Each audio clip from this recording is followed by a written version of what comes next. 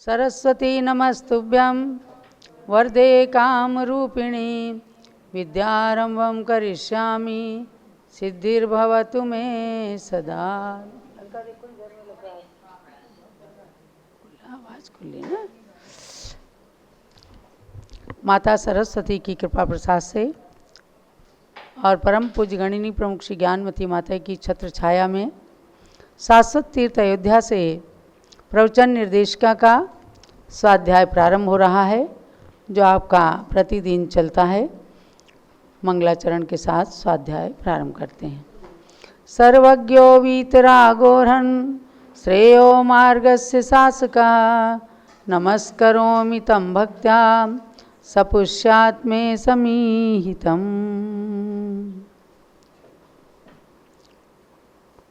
सर्वज्ञ भगवान को नमन करके अपने मनोरथों की सिद्धि के लिए पूज्य गणिनी प्रमुख श्री ज्ञानमती माता जी ने इस प्रवचन निर्देश का ग्रंथ को एक अच्छे वक्ता विद्वान बनने के लिए तैयार किया, जिसमें 68 ग्रंथों का सार भरा हुआ है। तो इसमें सर्वप्रथम पहले अध्याय के अंदर एक अच्छे वक्ता के अंदर 21 गुणों की आवश्यकता बतलाई है। पुनः सम्यक दर्शन के कारण नाम से द्वितीय अध्याय है और उस अध्याय के अंदर सम्यक दर्शन माने आत्मा की समीचीन दृष्टि बताकर सच्चे देवशास्त्र गुरु पर श्रद्धान करना सम्यक दर्शन है। और सम्यक दर्शन चारों ही गतियों के जीवों को भिन्न भिन्न कारणों से उत्पन्न हो सकता है। नरक गति, तिर्यंच गति, मनुष्य गति और देव गति के कारणों को बताकर आचार्य देव ने कहा कि अचेतन वस्तुएं भी चेतन आत्मा पर अपना विशेष प्रभाव डालती हैं। जैसे चुंबक लोहे को अपनी ओर खींचता है, विष मारण शक्ति को रखते हुए भी कुछ उचित वस्तुओं के मिश्रण से रसायन बन जाता है। जब ऐसे ऐसे अगणित उदाहरण लोक व्यवहार में देखे जाते हैं, तब पुनः जिन बिंब दर्शन आदि बाह्य कारण अंतरंग के दर्शन मोह आदि के उपशम में निमित्त बन जावें, इसमें क्या आश्चर्य है। अर्थात कोई आश्चर्य नहीं है, भगवान के दर्शन से सम्यक दर्शन हो सकता है। ये इस बात पर शिष्य ने प्रश्न उठाया कि अगर ऐसा है कि जिन बिंब दर्शन से मिथ्यात्व कर्म नष्ट हो जाता है, सम्यक दर्शन की उत्पत्ति हो जाती है, तो जिन बिंब दर्शन करने वाले सभी को सम्यक दर्शन हो जाता होगा, ऐसी शंका की गई। ये सारा विषय आपका षट्खंडागम की धवला टीका के आधार से चल रहा है। तो इसका समाधान दिया कि सबको सम्यक दर्शन नहीं प्रकट हो सकता, क्योंकि पहले ही बताया है कि कारण के होने पर कार्य उत्पन्न हो, कार्य हो जावे या नहीं भी होए, लेकिन कारण के बिना कार्य नहीं होगा। कुम्हार, मिट्टी, चाक, ये सब घड़े की उत्पत्ति में कारण है, लेकिन इन सब कारणों के मिलने पर बिगड़ भी जावे, नहीं भी हो, नहीं भी बने घड़ा। कभी मिट्टी गीली हो सकती है, कुम्हार का हाथ खराब हो सकता है। तो लेकिन कारण के बिना कार्य की सिद्धि नहीं होगी। अर्थात मिट्टी के बिना, कुम्हार के बिना, चाक के बिना घड़ा नहीं बनेगा। तो कारण के होने पर कार्य हो भी नहीं भी हो, लेकिन कारण के बिना कार्य का होना असंभव है। इसलिए ये जो बाह्य निमित्त बताए हैं, जितने भी बाह्य निमित्त हैं, जिन विभिन्न दर्शन है, जाति स्मरण है, देवर्दी दर्शन है, जिन महिमा दर्शन है, ये सब या धर्मोपदेश है, ये सब कारण है, करण नहीं। करण क्या है? करण है जिसके उत्पन्न होने पर कार्य की सिद्धि अवश्य में हो जाए, तो उसको कहते हैं करण। कारण और करण दो चीज़ें बताई थी। कारण के होने पर कार्य होवे भी ना भी होवे, लेकिन करण के होने पर निश्चित रूप से कार्य की सिद्धि हो ही जाती है। इसलिए आगे प्रकरण आएगा 5 लब्धियों में करण लब्धि, और करण लब्धि उसी को होगी जिसको सम्यक दर्शन उत्पन्न होना निश्चित है। तो इसको कहा कि जिन बिंब दर्शन जो है सम्यक दर्शन उत्पन्न कराने में कारण है, निमित्त है। हाँ, जिन बिंब दर्शन निरर्थक नहीं हो सकता, इससे कदाचित सम्यक की उत्पत्ति नहीं भी हुई तो भी अनंत अनंत जन्म के संचित पाप कर्म समूह का नाश होकर महान पुण्य कर्म का संचय होना पाया ही जाता है। कहा भी है, पहले भी हमने कहा था कि मान लो सम्यक दर्शन नहीं हुआ जैसे अभव्य जीव को सम्यक दर्शन हो ही नहीं सकता, वो तो हमेशा मिथ्या दृष्टि ही था, मिथ्या दृष्टि ही रहेगा। लेकिन जिन बिंब दर्शन आदि कारणों से धर्मोपदेश से वह अपने भाव को सुधार सकता है, व्रतों को धारण कर सकता है, मिथ्यात्व होने के बाद भी स्वर्ग के सुखों को तो प्राप्त कर ही सकता है। अनंतानंत संसार संतति छेद कारणम जिन राज पदाम्भोज स्मरणम शरणम मम एकापि समर्थेयम जिन भक्तिर दुर्गतिम निवारयितुम पुण्यानि च पूरयितुम दातुम मुक्तिश्रियं कृतिनः। आचार्य पूज्यपाद स्वामी की ये पंक्तियां हैं। अनंतानंत संसार की संतति मानी परंपरा को छेद करने में, नष्ट करने में जो कारण है, जिन राज पदाम्भोज जिनेन्द्र भगवान के चरण कमलों का स्मरण, यह अनंतानंत संसार की परंपरा को नष्ट करने में कारण है। वही मम शरणम, इसलिए भगवान के चरणों की शरण ही मेरी हो जावे, यानी उन्हीं की शरण में मुझे आना है। मेरे लिए वही भगवान की शरण ही एक लोक के अंदर शरण है। आप पढ़ते ना, चत्तारि शरणम पवज्जामि, अरहंत शरणम पवज्जामि, सिद्ध शरणम पवज्जामि, साहू शरणम पवज्जामि, केवली पन्नत्तो धम्मो शरणम पवज्जामि। आजकल लोग अरिहंते शरणम पवज्जामि, सिद्धे शरणम पवज्जामि ऐसे पढ़ते हैं। अरिहंता मंगलम सिद्धा मंगलम, अरिहंता लोगुत्तमा सिद्धा लोगुत्तमा, नहीं ऐसा मत पढ़ना, क्योंकि अपने दिगंबर जैन आमनाय के अंदर अरिहंत मंगलम, सिद्ध मंगलम, साहू मंगलम, केवली पन्नत्तो धम्मो मंगलम, चत्तारि लोगुत्तमा, अरिहंत लोगुत्तमा, सिद्ध लोगुत्तमा, साहू लोगुत्तमा, केवली पन्नत्तो धम्मो लोगुत्तमा, चत्तारि शरणम पवज्जामि, अरहंत शरणम पवज्जामि, सिद्ध शरणम पवज्जामि, साहू शरणम पवज्जामि, केवली पन्नत्तो धम्मो शरणम पवज्जामि। ऐसा बिना विभक्ति का ही पाठ अपने प्रतिष्ठा ग्रंथों के अंदर और समस्त प्राचीन ग्रंथों में यही पाठ है। ये दूसरा जो विभक्ति वाला रंता सिद्धा, ये सब पाठ जो हैं दूसरे श्वेतांबर मत से थोड़ा आ गए हैं। ऐसा अनेक विद्वान और संतों के साथ मीटिंग में ये परिणाम निकाला गया है, जो पूज्य गणनी प्रमुख श्री ज्ञानमती माता जी अनेक प्रवचनों के माध्यम से कहा करती हैं। यहाँ तो प्रसंगोपात मैंने आपको शरण शब्द आया, जिनेन्द्र भगवान की शरण ही मेरे लिए शरण है, इसके अंतर्गत ही मैंने ये बात बता दी है। आप सब लोग शुद्ध चत्तारी मंगल पढ़ने के लिए जो मैंने बताया बिना विभक्ति का, यही दिगंबर जैन आगम के अनुरूप बिल्कुल शुद्ध है। मुंह पर बैठा हुआ पाठ यद्यपि दूसरा बदलने में टाइम लगता है, लेकिन आप 2-3 दिन इसको पढ़ेंगे, अपने बच्चों को भी इसी तरह का शुद्ध पाठ पढ़वाएं तो दिगंबर जैन आमनाय की पुष्टि होती है और अपना पाठ शुद्ध होता है। तो भगवान की शरण लेने का मतलब क्या है कि ये शरण ही सम्यक दर्शन को उत्पन्न कराने में कारण है। अगली पंक्तियों में कहा एकापि समर्थेयम, एक ही चीज समर्थ है, क्या?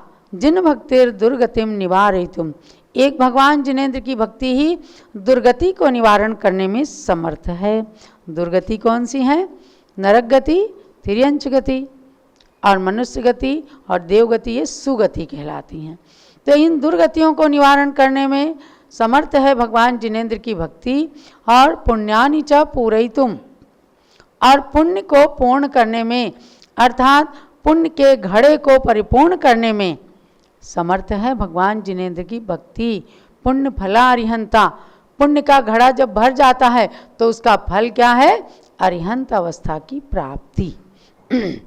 ऐसे महान पुण्य को पूर्ण करने वाली भगवान जिनेंद्र की भक्ति है। और दातुम मुक्ति श्रेयम कृतिनः, और सभी को मुक्ति रूपी लक्ष्मी को दिलाने में, दातुम माने दिलाने में समर्थ है। भगवान की भक्ति से एक मेढक ने भी देवता का पद प्राप्त कर लिया। ये तो कहानी सबको पता है कि भगवान महावीर का समोसरण जब राजगृही के विपलाचल पर्वत पर आया, सारा नगर, उसकी जनता सब एकदम भागे दौड़े जा रहे थे भगवान के समोसरण में। और सबको देखकर मेढक के मन के अंदर भी भाव आया कि सब कहाँ जा रहे हैं। उसे कुछ पूर्वों का जाति स्मरण हो गया कि ये सब भगवान महावीर की भक्ति करने जा रहे हैं। अब वो बेचारा क्या करता, तो उसने बावड़ी से ही कमल का फूल तोड़ा और अपने मुंह में दबा करके भगवान की भक्ति के लिए निकल पड़ा। बीच में राजा श्रेणिक के हाथी के पैर के नीचे दब गया और मर गया। मर करके राजा श्रेणिक जब तक पहुँचे उससे पहले ही अंतर मुहूर्त के अंदर ही वह मेढक जो देवता बन गया था, उसने अपने मुकुट के ऊपर मेढक का चिन्ह बना लिया और जा करके भगवान महावीर के समोसरण में खूब नृत्य करने लगा, भक्ति करने लगा। जब श्रेणिक महाराज पहुंचते हैं तो महावीर स्वामी से प्रश्न करते हैं, गौतम स्वामी से पूछते हैं, स्वामीन बहुत सारे देवता आके भक्ति करते हैं लेकिन ये देवता कुछ अलग ही भक्ति कर रहा है और इसके मुकुट में मेढक का चिन्ह क्यों बना है? तब उन्होंने तुरंत बताया कि इसकी भक्ति मेढक की पर्याय में अधूरी रह गई थी, अब ये देवता बन करके और भगवान की भक्ति करने आया है।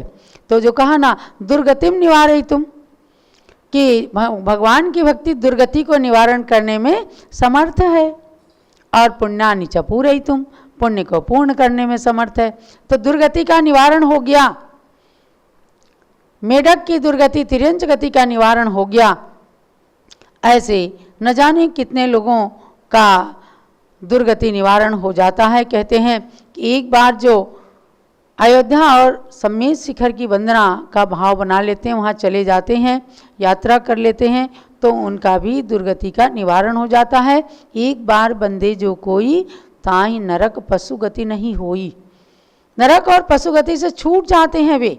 तो इस पंचम काल के अंदर सबसे ज़्यादा प्रमुख है जिनेंद्र भगवान की भक्ति। आज धर्म ध्यान, शुक्ल ध्यान, अति दुर्लभ में शुक्ल ध्यान तो हो ही नहीं सकता। धर्म ध्यान करने के लिए भी जब ध्यान का अभ्यास करने के लिए लोग बैठते हैं, कभी नींद आ जाती है, कभी ध्यान दुर्ध्यान बन जाता है, बहुत मुश्किल है। लेकिन भक्ति करना बड़ा सरल है, ऐसे भक्ति में निमग्न हो जाते हैं। आप इंद्रध्वज विधान करके देखिए, रोजाना 9 देवता पूजन की जयमाला को पढ़ करके देखिए, कितना सुंदर लगता है। सवेरे सवेरे से जिन मंदिरों के अंदर जयमाला के सुस्वर जब गुंजायमान होते हैं तो लोग कहते हैं हम सब भक्ति में डूब जाते हैं। तो भव्यात्माओं, ऐसे ही अन्य जो भी कारण हैं वे दर्शन मोह आदि के उपशम में निमित्त बन जाते हैं। इसलिए श्री पुष्पदंताचार्य ने इन्हें सूत्र में कहा है। सूत्र में पीछे हमने बताया था कि दंशन मोहस्य खवणा खय दंशनादो, तो उन्होंने इस बात को बताया था कि जाई शरण जिनबिंब दंशने बिना उपज्यमान नई सज्ञ पढ़म सम्मतस्य असंभवादो। प्रथम सम्यक्त की उत्पत्ति जाति स्मरण जिनबिंब दर्शन आदि के बिना निसर्गज सम्यक दर्शन की उत्पत्ति होना भी असंभव है। यानी कि ये निमित्त बहुत प्रबल निमित्त है। प्रकरण चल रहा है सम्यक दर्शन का, जिसके अंदर बहुत सारे विवाद हैं। कुछ लोग सम्यक दर्शन, आत्मा के अंदर डूब जाना बस यही सम्यक दर्शन है, समय सार को पढ़ लेना यही सम्यक दर्शन है, और सच्चे मुनियों को नहीं मानना, चतुर्थ काल के मुनियों की दुहाई देना, वर्तमान में जो पंचम काल के संत हैं उनमें विश्वास नहीं करना, इसको सम्यक दर्शन मान लेते हैं। ये सम्यक दर्शन नहीं है। सम्यक दर्शन को आपको धौला की पंक्तियों में पढ़ना पड़ेगा, सम्यक दर्शन आपको रत्नकरण शावकाचार्य समय सार के आचार्य कुंद कुंद स्वामी की एक एक पंक्ति को मन के अंदर धारण करना पड़ेगा। तो ये सम्यक दर्शन के कारण आपको बताए हैं। अब आपको अच्छे से जान लेना है कि सम्यक दर्शन पंचेंद्रिय जीव को ही होता है, भव्य जीव को ही होता है, पर्याप्तकों को ही होता है। ये बात जान लिया ना आपने। तो ऐसे में जब चारों गतियों में पर्याप्त अवस्था हो जाती है तब सम्यक दर्शन उत्पन्न करने के वे योग्य बनते हैं। आगे आ रहा है सम्यक प्राप्ति के लिए 5 लब्धियां। इन कारणों को आपको ध्यान रखना है। कल मैं कुछ प्रश्नों के द्वारा आपका टेस्ट लूँगी कि चारों गति के सम्यक दर्शन की उत्पत्ति के जो कारण हैं उनमें कौन कौन से कारण हैं और कौन कौन से अच्छी पंक्तियाँ कही गई हैं, क्योंकि बहुत ही परिश्रम के साथ एक एक शब्द को चुन चुन करके पूज्य माता जी ने रखा। मैं कई बार सोचती हूँ कि इन पंक्तियों का केवल सार बता दूँ, लेकिन नहीं बनता, क्योंकि हर एक पंक्ति के हर एक शब्द के अंदर विषय भरा हुआ है। इसलिए यह अति संक्षिप्त स्वयं में पुस्तक है, संक्षिप्त ही। तो इसको और संक्षिप्त हम नहीं कर सकते। इसके एक एक शब्द को अगर आप हृदयंगम कर लेते हैं तो समझो कि किसी भी प्रश्न का उत्तर देने में और किसी भी प्रकार से अपने सम्यक दर्शन को मलिन न करने में आपको ये पुस्तक एकदम निमित्त बनेगी और आप दूसरों के गले भी सम्यक दर्शन के प्रकरण को पूरी तरह से उतार करके और न जाने कितने लोगों को सम्यक दृष्टि बना सकते हैं। अब आ रहा है सम्यक्त के लिए 5 लब्धि।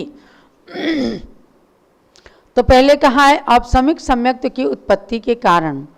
सबसे पहले अनादि मिथ्या दृष्टि जीव को उपशम सम्यक्त ही उत्पन्न होता है। कसाय पाहुड़ नामक परमागम में कहते हैं, दर्शन मोहनी कर्म का उपशम करने वाला जीव चारों ही गतियों में जानना चाहिए। वह जीव नियम से पंचेंद्रिय, संगी और पर्याप्तक होता है। इंद्रक, श्रेणीबद्ध आदि सर्व नरकों में, सर्व प्रकार के भवनवासी देवों में, सर्व द्वीप और समुद्रों में, व्यंतर देवों में, समस्त ज्योतिषी देवों में, सौधर्म स्वर्ग से लेकर नवग्रह तक के सर्व विमानवासी देवों में, आभियोग्य अर्थात वाहन आदि कुत्सित कर्म में नियुक्त वाहन देवों में, उनसे भिन्न किलविषक आदि अनुत्तम तथा पारिषद आदि उत्तम देवों में दर्शन मोहनी कर्म का उपशम होता है। ये कसाय पाहुड़ मैंने आपको बताया था षट खंडागम ग्रंथ से भी पहले बना है और गुणधर आचार्य इसके कर्ता हैं। कसाय पाहुड़ के ऊपर ही जो टीका लिखी गई उसका नाम है जय धवला। धवला जय धवला बोलते हैं ना, धवला टीका षट खंडागम के सूत्रों पर है और जय धवला टीका कसाय पाहुड़ पर है। तो कसाय पाहुड़ के कर्ता गुणधर आचार्य और षटखंडागम के कर्ता पुष्पदंत भूतबली आचार्य, उन्होंने धरसेनाचार्य से ज्ञान प्राप्त करके लिखा है। तो इसके अंदर भी आपको ये बता दिया गया कि चारों गतियों में कुछ निमित्त मिलते हैं जिनके कारण ये जीव सम्यक दर्शन को उत्पन्न करके आत्मा की दृष्टि को समीचीन बना करके पारस्परिक मैत्री और एक दूसरे को सम्यक दर्शन उत्पन्न कराने का हमेशा भाव बना रहे कि हम किस प्रकार से दूसरों को भी सम्यक दर्शन में दृढ़ कर दें, भगवान की भक्ति की ओर प्रेरित कर दें। इन सब भावनाओं को लेकर के इस ग्रंथ के अंदर जो प्रकरण चल रहे हैं अति उत्तम और सर्वोपयोगी प्रकरण है। तो यहाँ आज के स्वाध्याय का यही सार समझना है कि 2.5 द्वीप के अंदर जितने भी द्वीप समुद्र हैं और गर्भज मनुष्य हैं, तिर्यंच हैं, सबको जो पहली बार सम्यक्त होता है उसका नाम है प्रथमोपशम सम्यक्त्व। अनादि मिथ्या दृष्टि को जीवन के अंदर जब पहली बार सम्यक दर्शन होता है तो पहली बार सम्यक दर्शन होता उसको कहते हैं प्रथमोपशम सम्यक दर्शन। ये एकापि समर्थ हम जिन भक्ति दुर्गतिम निवारयितुम, ये आचार्य पूज्यपाद स्वामी के द्वारा रचित ये श्लोक है। जिसने बताया है कि भगवान की भक्ति के द्वारा मुक्ति रूपी लक्ष्मी भी प्राप्त हो सकती है। आज के स्वाध्याय का यही सार समझना। और अब हम चलते हैं गुरु भक्ति की ओर। आचार्य त्रय के चरणों में अर्घ्य चढ़ाते हुए पूज्य माता जी की पूजन करेंगे। जावाणी के ज्ञान ते सूजे लोकालोक, सोवाणी मस्तक चढ़ो सदा देत हूँ धोग। हे जिनवाणी भारती तोई जपूं दिन रैन, जो तेरी शरणा गए सो पावे सुख चैन। ज्ञानमती को नित नमो, ज्ञान कली खिल जाए, ज्ञान ज्योति की चमक में प्रथमाचार्य शांति सागर के पद में अर्घ्य समर्पण है। वीर सिंधु अरुणेमि सिंधु आचार्य के पद का अर्चन है। परम तपस्वी तीनों गुरु शिव पद साधक कहलाते हैं। इन पद में चंदनामती हम अर्घ्य कथाल चढ़ाते हैं। ओम ह्रीं श्री शांति सागर वीर सागर नेमि सागर आचार्य त्रयमुनीन्द्रेभ्यो अनर्घ प्राप्ति है निरुपामिति स्वाहा। पूजन करो जी श्री गणनी ज्ञानमती माता जी की पूजन करो जी। जिनकी पूजन करने से अज्ञान तिमिर नश जाता है, जिनकी दिव्य देशना से शुभ ज्ञान हृदय बस जाता है, उनके श्री चरणों में आवाहन स्थापन करते हैं। सन्निधिकरण विधि पूर्वक पुष्पांजलि अर्पित करते हैं, पुष्पांजलि अर्पित करते हैं। पूजन करो जी श्री गणनी ज्ञानमती माता जी की पूजन करो जी। ओम ह्रीं गणनी प्रोक्षि ज्ञानमती माता अत्र अवतरोत्तर संवत्सरहोननम् अत्र तिष्ठ तिष्ठ ठः ठः स्थापनम् अत्र मम सन्निधौ भव भव षट् सन्निधिकरण स्थापनम्। मती जी नाम तुम्हारा ज्ञान सरित अवगाहन है, तेरी पावन प्रतिभा लख कर मेरा मन भी पावन है। मुझ अज्ञानी ने माँ जब से तेरी छाया पाई है, तब से दुनिया की कोई छवि मुझको लुभा न पाई है। ज्ञानामृत जल पीने हेतु तव पद में मेरा मन है, तेरी पावन प्रतिभा लख कर मेरा मन भी पावन है। ओम ह्रीं गणनी प्रोक्षि ज्ञानमती मात्रे जलम निरुपामिति स्वाहा। चंदन और सुगंधित गंधों की वसुधा पर कमी नहीं, लेकिन तेरी ज्ञान सुगंधि से सुरभित है आज मही। उसी ज्ञान की सौरभ लेने को आतुर मेरा मन है, तेरी पावन प्रतिभा लख कर मेरा मन भी पावन है। ओम ह्रीं गणनी प्रोक्षि ज्ञानमती मात्रे चंदनम निरुपामिति स्वाहा। जग के नश्वर वैभव से मैंने शाश्वत सुख था चाहा, पर तेरे उपदेशों से वैराग्य हृदय मेरे भाया।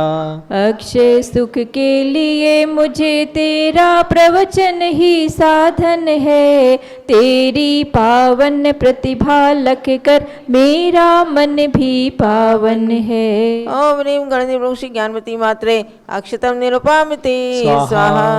कामदेव ने निज बाणों से जब युग को था ग्रसित किया, तुमने अपनी कोमल काया लघुवय में ही तपा दिया। इसीलिए तब पद में आकर शांत हुआ मेरा मन है, तेरी पावन प्रतिभा लख कर मेरा मन भी पावन है। ओम ह्रीं गणनी प्रोक्षि ज्ञानमती मात्रे पुष्पम निरुपामिति स्वाहा। मानव सुंदर पकवानों से अपनी क्षुधा मिटाते हैं, लेकिन उनके द्वारा भी नहीं भूख मिटावे पाते हैं। आत्मा की संतृप्ति हेतु तब वाणी मेरा भोजन है, तेरी पावन प्रतिभा लख कर मेरा मन भी पावन है। ओम ह्रीं गणनिर्भुं श्री ज्ञानमती मात्रे नैवेद्यम निरुपामते स्वाहा। विद्युत के दीपों से जग ने ग्रह अंधेर मिटाया है, ज्ञान का दीपक लेकर तुमने अंतरंग चमकाया है। घृत का दीपक लेकर माता हम करते तब प्रणमन है, तेरी पावन प्रतिभा लख कर मेरा मन भी पावन है। ओम ह्रीं गणनिर्भुं श्री ज्ञानमती मात्रे दीपम निरुपामते स्वाहा। कर्मों ने ही अब तक मुझको यह भव भ्रमण कराया है, तुमने उन कर्मों से लड़कर त्याग मार्ग अपनाया है। धूप जला कर तेरे सम्मुख हम करते तब पूजन है, तेरी पावन प्रतिभा लख कर मेरा मन भी पावन है। ओम ह्रीं गणनिर्भुं श्री ज्ञानमती मात्रे धूपम निरुपामते स्वाहा। कितने खट्टे मीठे फल को मैंने अब तक खाया है, तुमने माँ जिन वाणी का अनमोल ज्ञान फल खाया है। तब पूजन फल ज्ञान निधि मिल जावे यह मेरा मन है, तेरी पावन प्रतिभा लख कर मेरा मन भी पावन है। ओम ह्रीं गणनिर्भुं श्री ज्ञानमती मात्रे फलम निरुपामते स्वाहा। पिच्छिक मंडल धारी माता नमन तुम्हें हम करते हैं, अष्ट द्रव्य का थाल सजा कर अर्घ्य समर्पण करते हैं। युग की पहली ज्ञानमती जी के चरणों में अभिवंदन है, तेरी पावन प्रतिभा लख कर मेरा मन भी पावन है। ओम ह्रीं भरत गौरव शक्ति गणनिर्भुं हरिका शिरोमणि श्री ज्ञानमती मात्रे अर्घ्यम निरुपामते।